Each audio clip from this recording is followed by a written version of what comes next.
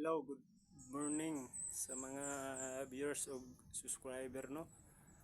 Na ako kay istorya sa mga vlogger. Katong vlogger taga Mindanao katong nga sikat na pangundang na mo aron kami sad mo sikat ang mga bag-o. Ug kamo nga sikat mo, wa mo katabang sa mga pobre.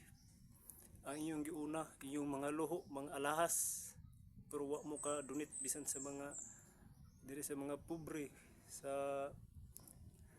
kaning nangayog tabang di mo kahatag halar mo pasikat tagko kayo mo alahas pero wa mo katabang sa mga kapobrehon no wa mo naglantaw ug asa mo gikan niagi mo kapobridong pero pag nasikat na mo sa inyong pag-vlog wa na mo gunahuna sa inyong kaagi ug aha mo gikan pobre mo gikan pero wa mo nagunahuna pag nadato na mo nasikat na mo sa inyong pag-vlog wa mo ka nahunag